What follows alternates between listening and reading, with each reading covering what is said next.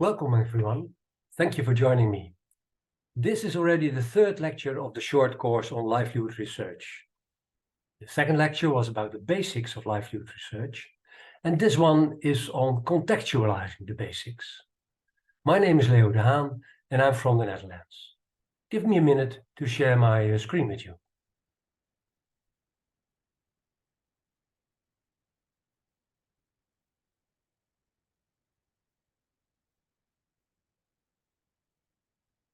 I am a emeritus professor of development studies.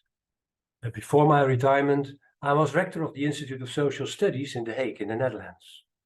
The ISS is the oldest and leading development studies institute in the world. Before my appointment at ISS, I directed the African Studies Center in Leiden, the largest center of its kind in Europe. And if you want to know more about these institutes, then please have a look at their websites. I was trained as a human geographer, and throughout my academic career, I have focused my research on livelihoods in Africa. This short course is on the MA level and open to all interested students anywhere in the world.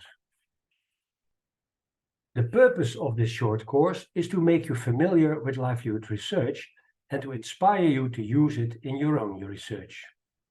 So I will explain what livelihood research is, how it started, how it evolved, and what it is doing now. That will be a substantive part of the course. But there is also a second purpose, call it a reflective objective, without which the first purpose would only be superficial. Next to explaining what livelihood research is, I will examine why it emerged and why it evolved the way it did. This objective is about contextualizing livelihood research against the backdrop of a critical assessment of development studies itself. In this third lecture, I will contextualize the basics of livelihood research.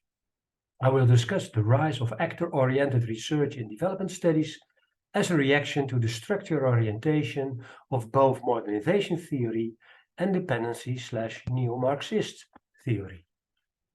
In addition, I will offer some initial reflections on issues like capitals, material and immaterial needs, and access to resources and opportunities.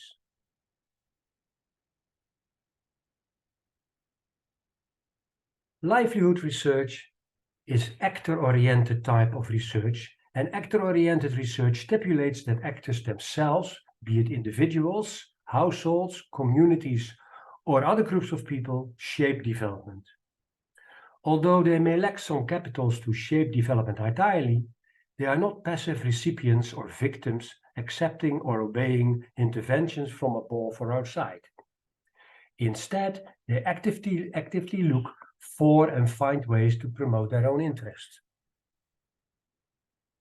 The actor orientation in development studies emerged in the 1990s as a critique on the structure orientation dominant until then. I'm referring to the modernization theory of the 1960s and 1970s and the dependency neo-Marxist theory of the 1980s and 1990s. Modernization theory conceptualized development as a transformation process of society through a number of stages or phases from primitive or traditional to a complex modern society.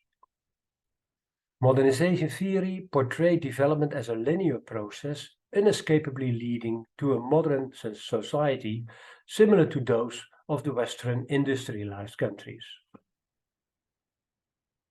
A case in point is Rostov's stages of economic growth model, which conceptualized development as a linear process through 5 successive stages: traditional society, preconditions for takeoff, takeoff itself, drive to maturity, and age of high mass consumption. What Rostov postulated, and dozens of other modernization theorists with him, was development as a precise copy of the transformation process industrialized countries of Europe and North America passed through. According to them, key in the transformation are 3 elements. Modern norms and values would gradually replace traditional norms and values. Industrialization would create prosperity, and the state would lead the transformation process, supported by development aid from industrialized countries.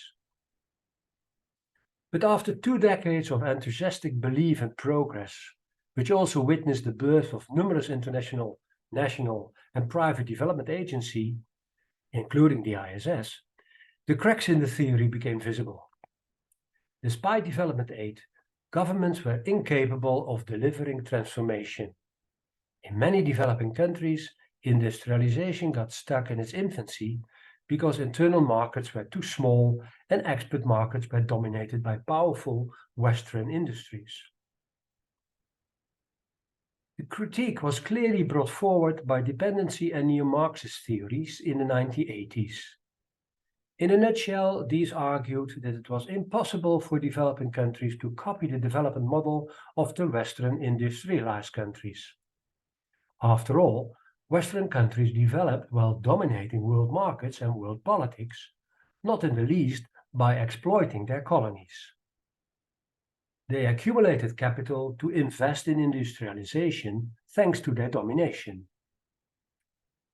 Developing countries, however, depended on world markets dominated by developed countries, on which they could only market low-priced, low materials and agricultural produce.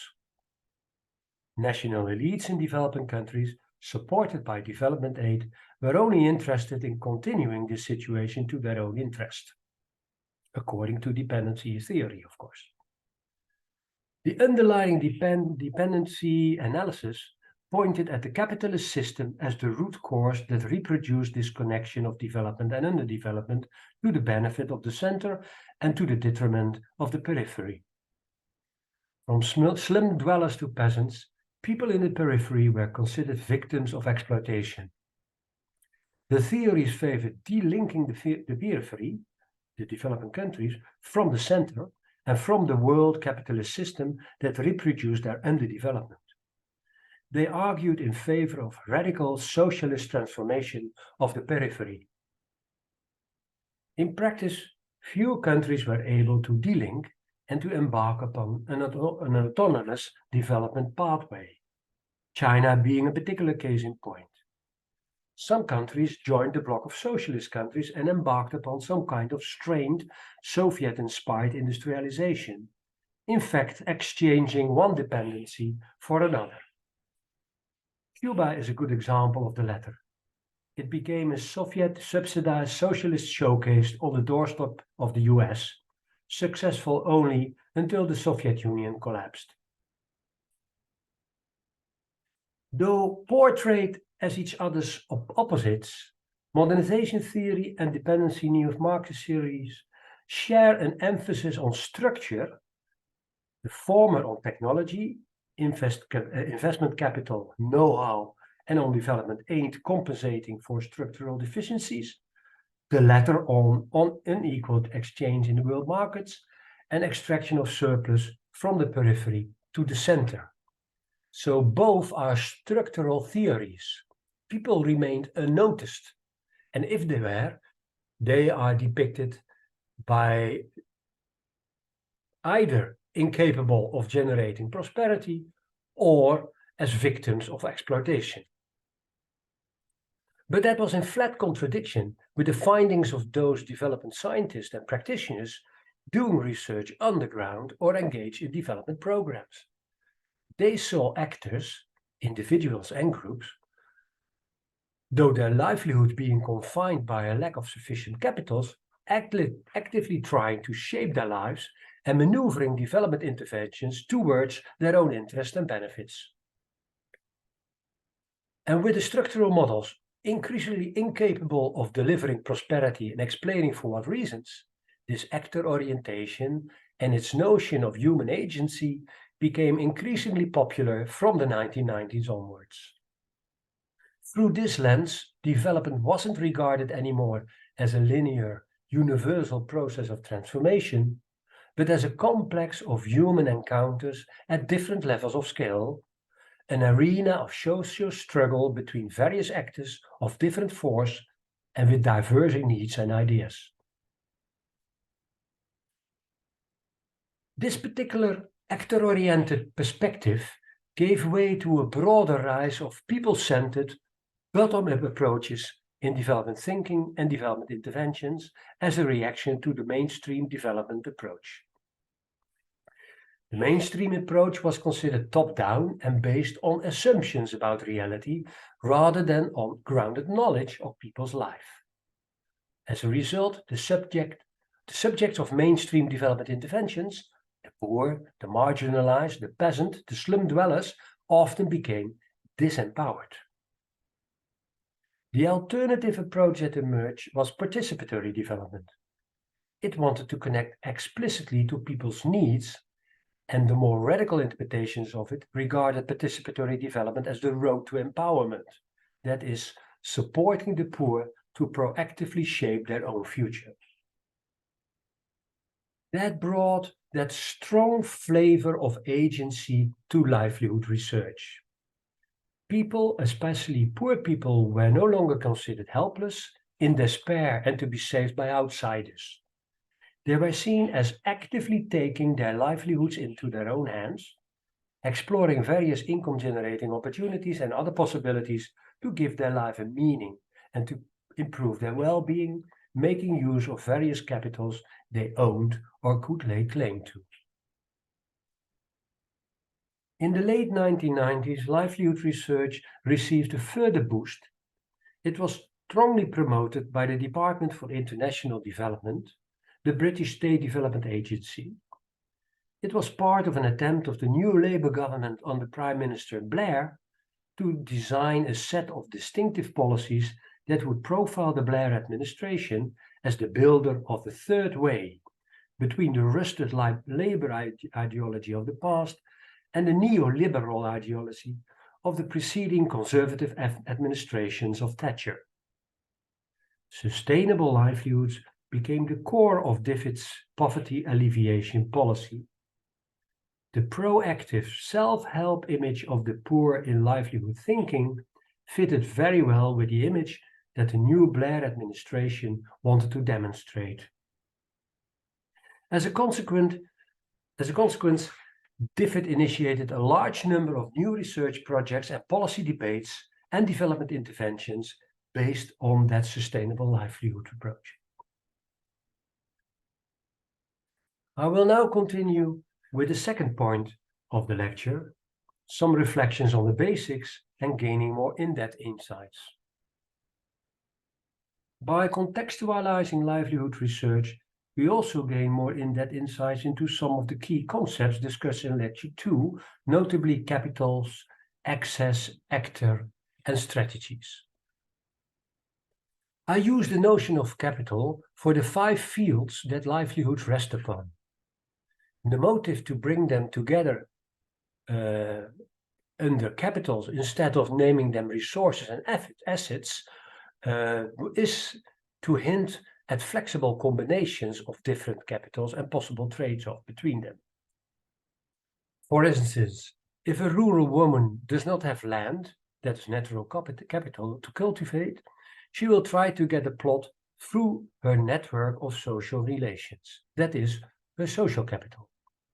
Likewise, labor, that is human capital, is converted into physical capital once it has been used to construct an irrigation canal. However, 2 layers of critique have been formulated on this idea of the capitals. Firstly, capital is an economic term, which does not do justice to the nature of livelihoods. Although material gains are very important in livelihoods, it's not the only thing that counts. Livelihoods are also about social relations, about status, about well-being, about giving meaning. Underneath is a second layer of critique on the flexibility and interchanges of capitals. In real life, the capitals are bounded by property relations and configurations of power, which makes them difficult to interchange. There is a tendency in basic livelihood research to neglect structural features as property relations and power relations. I will return to these structural features in the following lectures. Here it is sufficient to note that I prefer to use the terms capabilities for human capital and assets and resources for the other capitals. In lecture 2, I sketchily defined social capital as the quality of relations among people. However, there are various views on social capital. Some limit social capital to relations of trust, reciprocity, and exchange between individuals. Some see social capital as connectedness, as networks, and even include access to wider institutions. And some take social capital even broader, namely as mutually agreed rules and norms and sanctions within society. In all these views, access is part of social capital or depend on social capital. So there is a substantial overlap between the two concepts. And yet I will keep on using access as a separate concept to stress the importance for it in understanding livelihoods. Livelihood research has given much attention to households as units of analysis because it was considered as the major decision-making entity. Households were usually defined as co-resident groups of persons, pooling resources, including labor, sharing consumption, and tied together by mutual obligations defined by kinships or forms of reciprocity. Yet, gender studies made clear that households are not homogeneous units of corresponding interest. And thus also livelihood research became aware of diverging positions of individuals within households. Rather than pursuing an optimal balance in a harmonious domestic unit, individuals are now seen pursuing their own ways to improve their situation. In many cases, traditional solidarity-based principles of pooling income, consumption, and labor have weakened considerably. Following the already well-known disintegration of extended families is the disintegration of nuclear families. We are getting used to female-headed households, elderly households, and single-person households. Moreover, with the rise of migration, the likelihood of livelihoods being organized in one place is decreasing. The multi-locality of livelihoods weakens coherent decision-making and stimulates diverging individual and household goals. Strategies or activities. With its notion of people playing active roles in achieving their livelihoods, the idea of capturing behavior in terms of strategies is understandable. But we know that individual or household behavior is not always deliberate or conscious.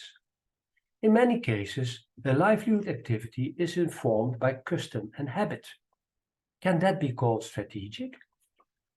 Planting a drought-resistant crop in areas increasingly affected by drought, that is a crop with low risk but also a low return, can be considered as a strategic act. But cutting food consumption to 1 meal a day because the compound's granary is almost empty and the new harvest is yet to come is routine practice in many rural areas and hardly can be called strategic. In contrast, investing in housing or education is much more strategic. In fact, the notion of strategy implies agency, and in some livelihood activity, agency is more apparent than in others. And with this, I have again touched upon the actor structure interactions. That is the main topic of my lecture. And that is in lecture 4, I will discuss a once very popular livelihood research method, the so-called sustainable livelihood framework. By way of contextualizing this framework, I will develop on the actor structure debate in development studies and the impact of the neoliberal ideology.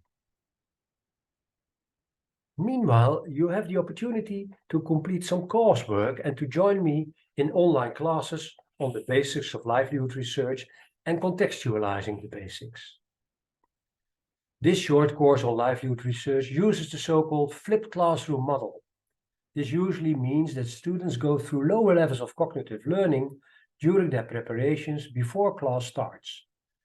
This enables students to engage in higher levels of learning in class with fellow students and the lecturer. You, YouTube viewers, can also take this short course through a flipped classroom. In practice, this means for each lecture, your coursework consists of 5 successive parts. A video lecture with PowerPoints of around 15 to 20 minutes, which can be found on this YouTube channel. So you start your preparations by watching the video at the moment which suits you. If you are interested, there is mandatory literature to read. The mandatory literature clarifies issues already discussed in the lecture. To a large extent, you encounter again the issues of the lecture, but the mandatory literature also examines some issues more in depth. If you like, I can also provide optional literature. The optional literature presents additional explanation on relevant issues and offers practical, contemporary, and inspiring examples on how to organize research on a particular issue. Of course, you are advised to read the optional literature attentively, but if you have little time, you should at least glance through it. Fourth, I can send you an assignment. The assignment enables you to apply the subject material discussed in the lecture and the mandatory literature. And finally, after having completed these 4 steps, I offer you the opportunity to participate in online classes, either individually or in small groups. Date and time of online classes will depend on your wishes and what your schedule allows. During that online class, 1 class per lecture, you will have the opportunity to raise questions for clarification, to formulate critique, and then to engage in applying the subject material by discussing the assignment. It's best to complete steps 1 to 4 before moving on to the next lecture. And it is mandatory for participation in the online class. The reason for that is simple. By completing these 4 steps first, you will have achieved already the lower levels of cognitive learning. This means that the online class will become much more fruitful and challenging because we, that is you and your fellow participants and me as your lecturer, will be able to engage in higher levels of learning, such as applying, analyzing, and evaluating. So start your lecture with the video.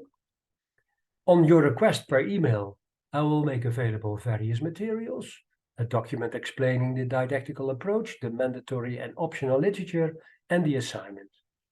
Don't worry, all docs are open access.